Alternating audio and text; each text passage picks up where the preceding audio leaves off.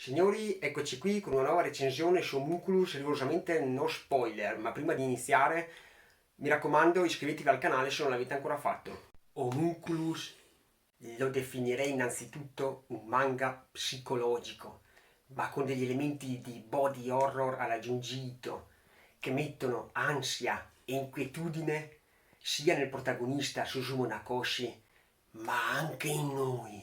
In quest'opera Yamamoto coglie l'occasione, attraverso il dipanarsi dei personaggi nel racconto, per criticare il marcio della società giapponese, il lato più oscuro, affrontando tematiche pesanti e concrete, reali, come la mafia, la violenza, la prostituzione e non da meno le perversioni più nascoste dell'uomo. Uno scritto di denuncia quindi, ma non solo, un componimento artistico nel quale se vi saprete immergere nei deliri del genere umano, sono sicuro non vi potrà deludere. Anzi, sarà un'esperienza di lettura atipica, un qualcosa che sono sicuro al termine della quale vi sentirete come vuoti, come vi mancasse un qualcosa di voi stessi.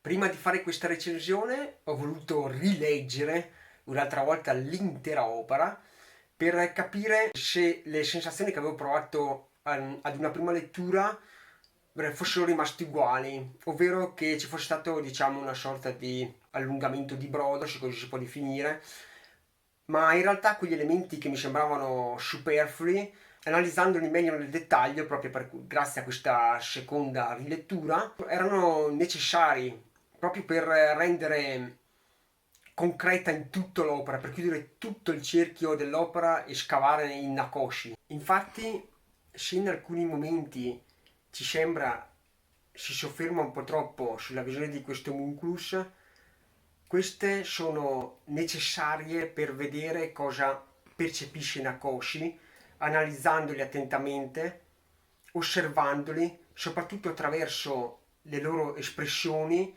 le loro movenze e la loro fisicità. Tutto è necessario per completare quell'affresco di follia dell'animo umano che si rispecchia non solo in Susumu, ma anche nella società, che non deve essere per forza la società stereotipata del Giappone. Passiamo ora ad analizzare i personaggi. Diciamo che non voglio tenere troppo in considerazione il personaggio di Manabu, ovvero del medico aspirante chirurgo e quant'altro, in quanto viene preso in considerazione solamente nella prima parte della storia, poi diciamo ricoprirà un ruolo abbastanza superficiale, quindi non necessariamente ne sento il bisogno di andare a completare questa figura.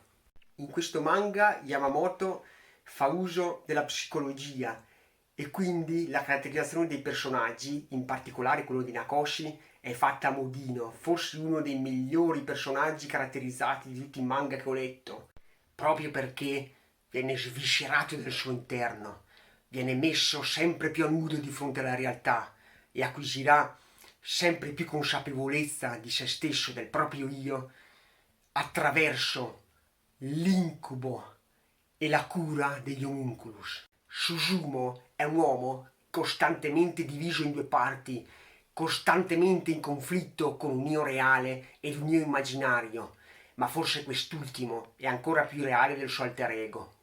Inoltre i dialoghi, specialmente nella parte centrale, raggiungono un livello davvero elevato e sublime, un linguaggio quasi freudiano e non mancheranno di catturarvi nei tormenti di Susumu. L'interazione con questo homunculus portano i lettori ad immergerci in una seduta quasi di psicoanalisi.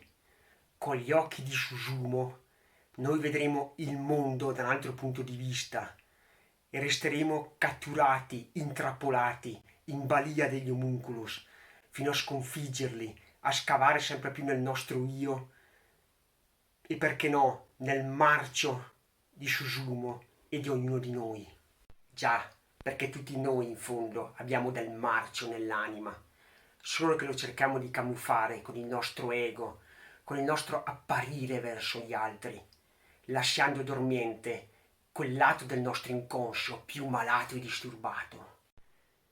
La parte horror onirica se così si può definire quella sugli homunculus, col trascorrere delle pagine piano piano si fonderà nella realtà, al punto tale che anche il lettore non capirà più quale sia effettivamente la realtà dei fatti.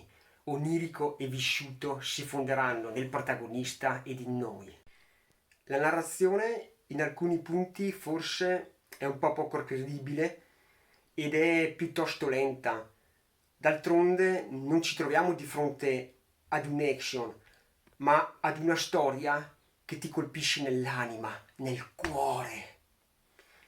Forse il difetto maggiore è la scorrevolezza dei volumi, li divoriamo veramente in poco tempo, ma può essere anche il suo punto di forza, visto che sono le tavole a parlare, le inquadrature dei visi sugli atteggiamenti e le emozioni dei personaggi. È proprio il disegno, quelle visioni distorte del mondo reale, la chiave che porta avanti la trama, proprio come quella chiave che mette in moto l'auto di Susumu ogni qualvolta ne sente la necessità, abbia bisogno di fuggire da quel mondo fittizio di menzogne. Un disegno dal tratto realistico, con forme anatomiche ben proporzionate, contrariamente agli Unici The Killer, più deformed, e diverso anche dalla sua opera successiva Ikari Man fatta in digitale. Un tratto sporco, cupo, graffiato, con molti neri, insomma, azzeccato per ciò che si sta narrando. Il finale, benché in un certo senso prevedibile sin da circa metà dell'opera per via di un evento, risulta essere ben riuscito, degno di quei finali dei migliori film. Il messaggio di Yamamoto, seppur con delle sfumature, ci giunge in modo chiaro e netto, senza lasciare via di scampo noi lettori. Insomma, un'opera malata che della sua malattia ne fa il suo punto di forza.